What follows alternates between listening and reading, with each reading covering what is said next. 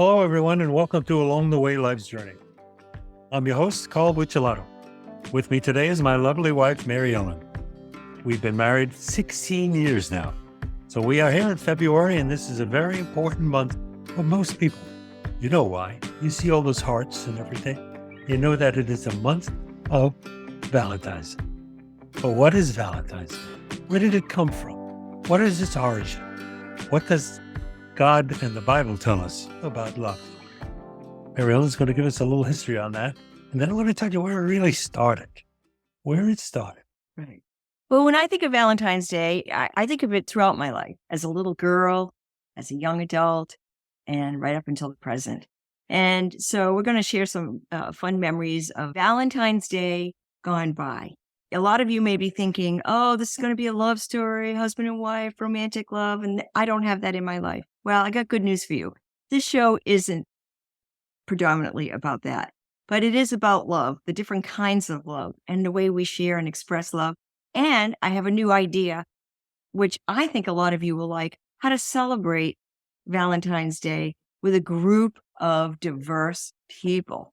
So I think maybe the best way to start off this show is Carl is going to give you the history of Valentine's Day. Okay. As usual, I'm the historian.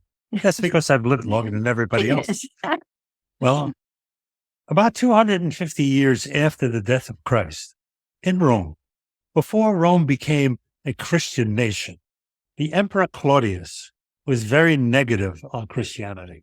As a matter of fact, he put out a dictate to all the people in Rome, they must worship 12 various gods. Well, not everybody believed in that. There was a citizen in Rome by the name of Valentinus. He happened to be a priest. He loved Jesus. He followed him, and he spoke about him everywhere. As a result of that, he was thrown into jail, and he was told not to speak this way again. And in jail, he had a jailer, and the jailer had a young daughter, a teenage girl, by the name of Julia. And Julia was beautiful, but Julia was also blind.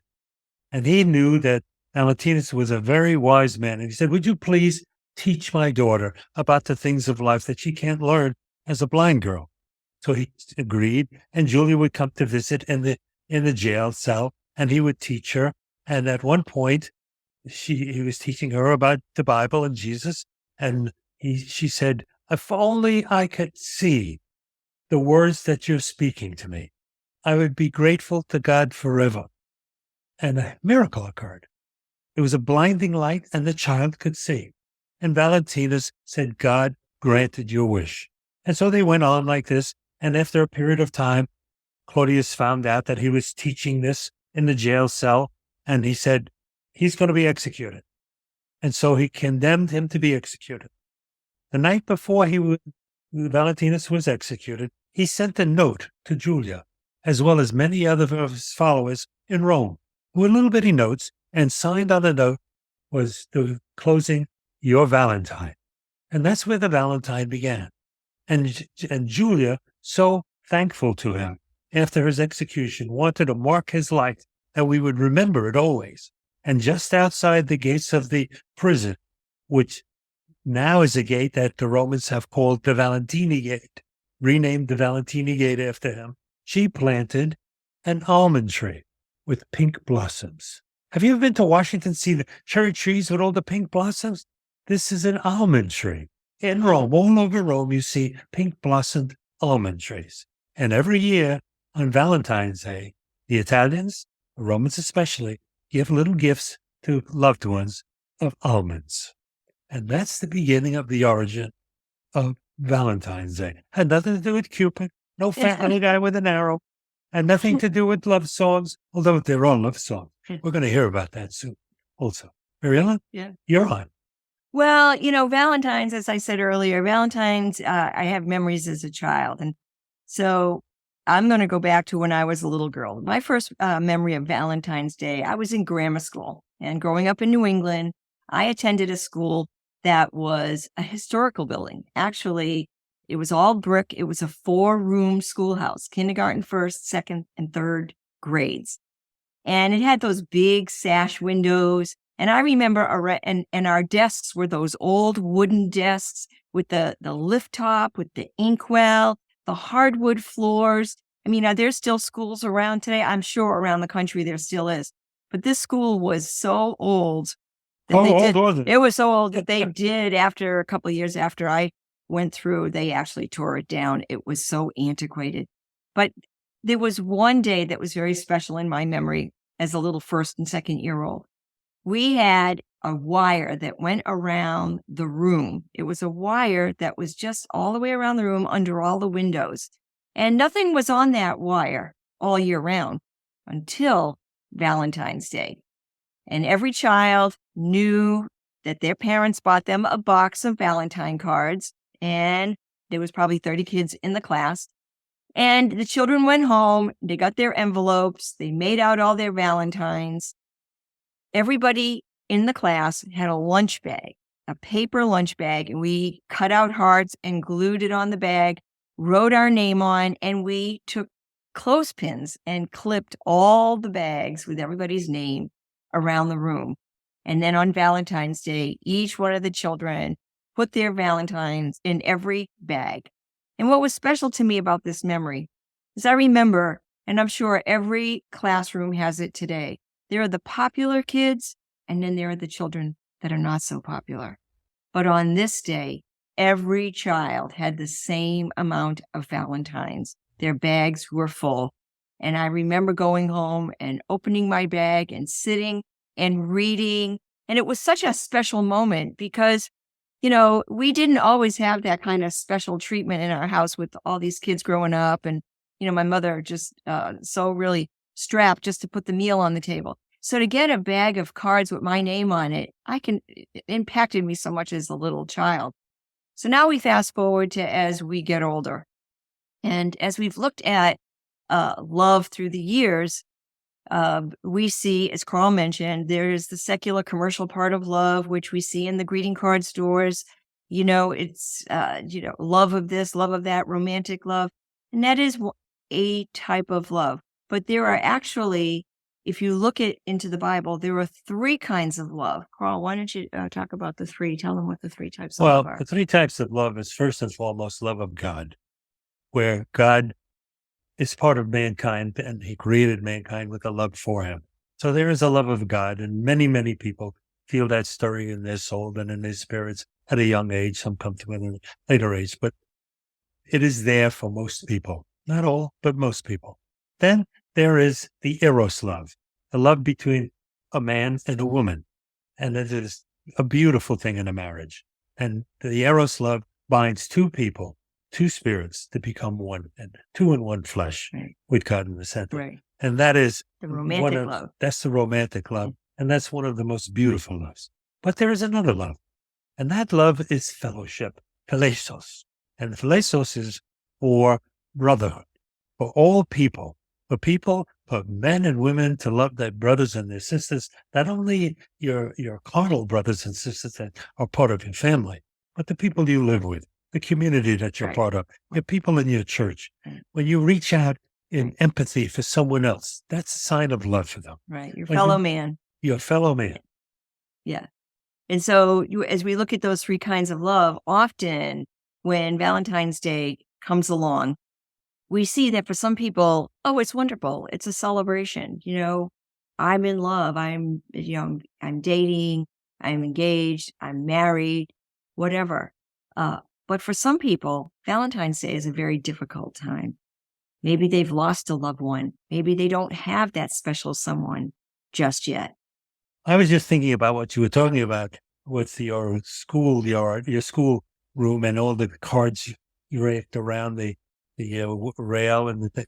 Well, when I grew up in Brooklyn, of course, I went to elementary school. We didn't have any wires under the windows and everything. But in the lesser grades, the younger grades, we did give out Valentine's cards and Christmas cards to everybody in the room. Everybody got a card.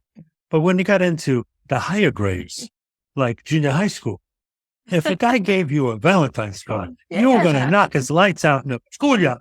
You know, if you were a guy. If you were a guy. But we got a lot of cards from girls, and that really felt good. That's so good. Yeah. So as we got older, everybody got a card, whatever. As we got older, it was like not so much. And then you didn't give cards at all, maybe to family members.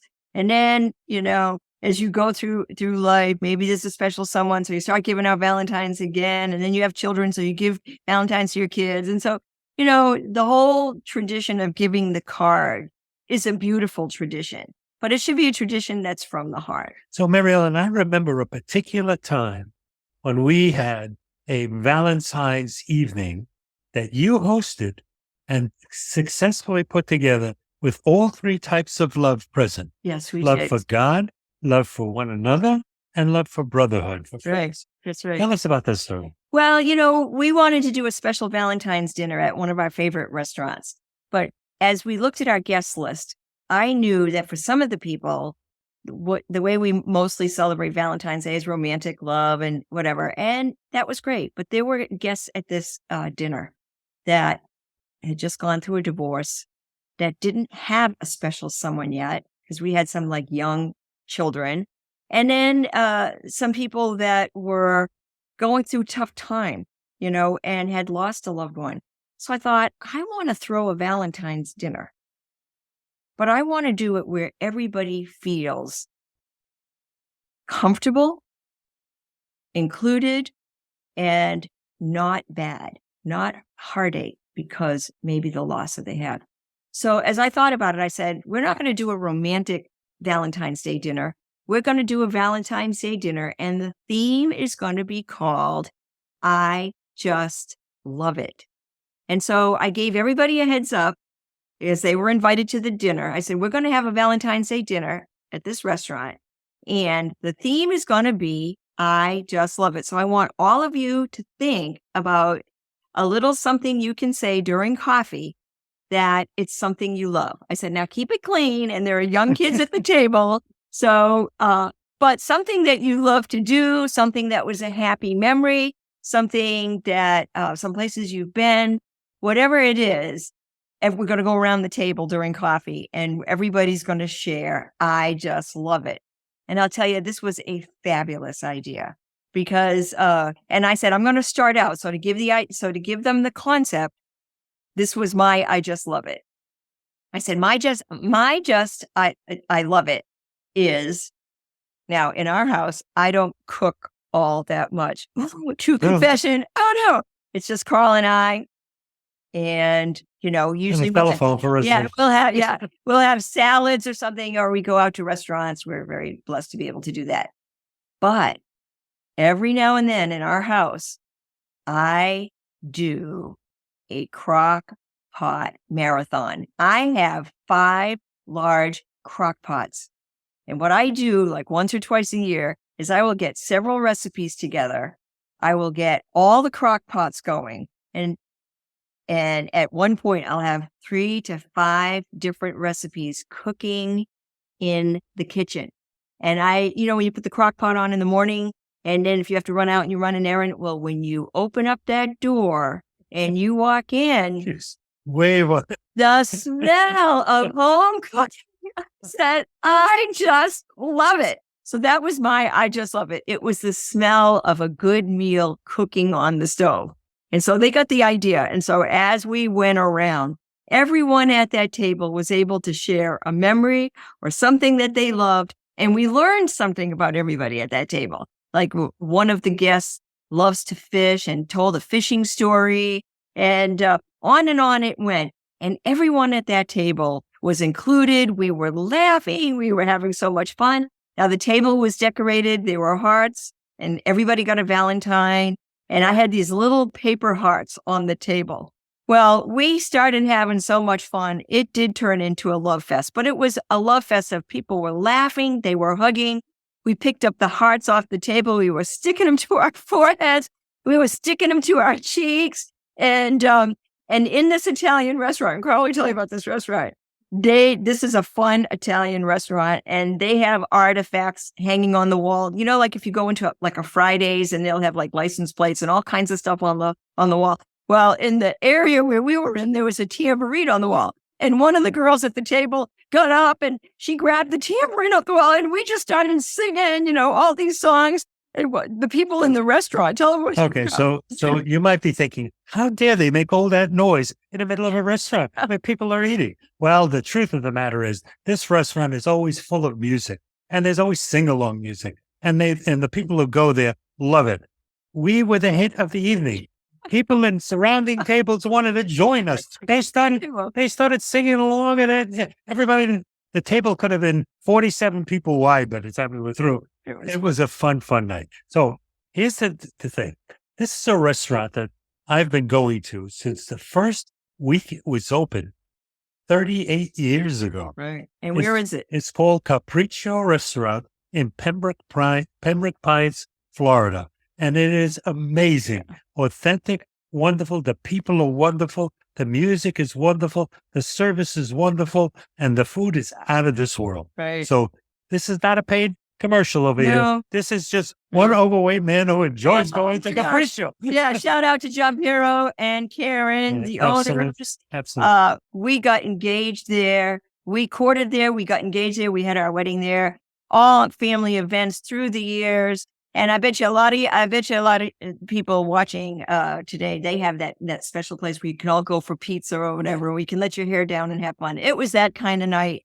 And pizza in this place. Yeah, no, not in ours was a little bit more fine dining. But but anyway, we've been to pizza places where just as much fun. Yes. But whatever your favorite cuisine is, do it in your house. You know what I mean? Do it in your house. It's so much fun if you have a party, When you have a party, sometimes people are just off in clusters and talking or whatever. But if you have one common activity in your party for that evening where you bring everybody together, and we've done this with a lot of different types of parties and different concepts, but have something in your party that brings everybody together at one point. So that was just a really fun, and I just love it. And that was a great theme for a party where everybody could contribute, take part of, and have fun. It was great. So before we close, and tell you to, of course, tell your loved ones you love them. Don't wait for Valentine's Day. Tell them every day of your life how important they are to you. And it's very important for people to know that you embrace them, that you appreciate them, that they are part of your life. Don't wait for just a special day in February. Make it every day of your life. I tell you at the end of every show, love somebody tonight. But we're not through with the show yet. That's right. I just interrupted a little bit, but we're not through. Don't go anywhere. We've got more to tell you. Right. And this is about friendship. And I have a friend. Her name is Frances. Hey, Frances, if you're watching. And many, many years ago, she said to me, Mary Ellen, you are a true heart friend. And I've never heard that term before. And I said, well, what is a heart friend? And she said, oh, a heart friend, that is better than a best friend. And as I thought about that concept, I said, when we have best friends, think about it. There's only room for one best friend. And maybe you have more than one best friend. But a heart friend is somebody that's just even special. And it's more special than a best friend. And the good news about a heart friend is you can have lots of them. And so I was so moved by her explaining to me what a heart friend was that I actually wrote a poem. I'm going to read it to you right now. And it's called Heart Friend. And maybe some of you have these kinds of friends. Okay. I want to be the kind of friend who'll stand committed till the end, accept you where you're at right now, yet challenge you to grow somehow. A friend who'll listen when you cry and reminisce on days gone by. Your secrets I will bury deep and lock them far away to keep. I'll bring to you a violet, then quilt a prayer coverlet. A cup of tea beside the fire, I'll share your dreams and heart's desire. I want to take you by the hand, and if you fall, I'll help you stand. Encourage you to try again, to look to God instead of man. I'll read to you from his good book. Together, we'll take a closer look. And if you fall again, I'm there to lift you up and wipe your tear. I want to be that haven pure who through your storms in life endure. A true heart friend I hope to be, because you are that friend to me. I bet as you heard the words to this poem, you're thinking of 1, 2, maybe more friends that you could call a heart friend. And so as Valentine comes, let them know how much they mean to you. And as we look at what God's word says about love, and you see it printed up here, Corinthians, and I'm going to read this real quick, the description of love in the Bible. The Apostle Paul wrote this, and he wrote this when he was in a prison. And many of you know this, you've heard it, but we're going to share it right now. Corinthians 13, 4 through 8. Love is patient. Love is kind. It does not boast. It is not proud. It does not dishonor others. It is not self-seeking. It is not easily angered. It keeps no record of wrongs. Love does not delight in evil, but rejoices in the truth. It always protects. It always trusts, always hopes, and always perseveres. Love never fails. I don't know how you could add anything to that. When you think about the moments in your life when you needed someone to comfort you, when you think about the times in your life when you may have been hungry or in need, when you think about the times in your life where you sadly have to say goodbye to a loved one who's passed, this is the message of love. It's with us at all moments, throughout every step we take. It never fails us. And it's the kind of love that God has given from him to each of us to share with one another. That's right. That's what eternal love is. The greatest love is found in John 3:16. For God so loved the world that he sent his only Son, that whosoever would believe in him would not perish, but have eternal life. Jesus is love. Absolutely. Yep. So we're about to close the show. We're going to take a few moments and remind you that we do a new show every Wednesday morning. We bring guests every Wednesday morning that hopefully you will suggest people to us or suggest your own story. Because everyone has their own story unique to them. And no one can tell it like you can. Right. Write it down. Tell it to a friend. Tell it to a loved one. Share it before it's too late. Because when it's too late, it's too late. The world will lose the benefit of your wisdom. That's right. So let us know. Contact us. Yeah. And if you like this video, please give us a like and a thumbs up and subscribe. And I have a new website with my work. And we're going to link it in the links below. And my new website is faithfindsfashion.com. Come and visit me. Come and see a sampling of my work. If you have any questions, you can contact me there. And keep the love going, right, Carl? And, if there is ever a time and ever a show where you listen to what I say, this is the time. Love one another. That's right. Give a big smooch. Love one another. Love one another. Because that's what life is about. Yeah. Bring someone close. Embrace them. That's right. Tell them how important they are. Tell someone you love them today. Tell somebody you love them today, because tomorrow is promised to nobody. And if there is somebody you love, let them know somehow, some way. Reach out and get that love from your heart to theirs. So in Italian, I tell you, ti amo. Ti amo. I love you. That's Bye-bye. right. Je vous aime. Bye-bye.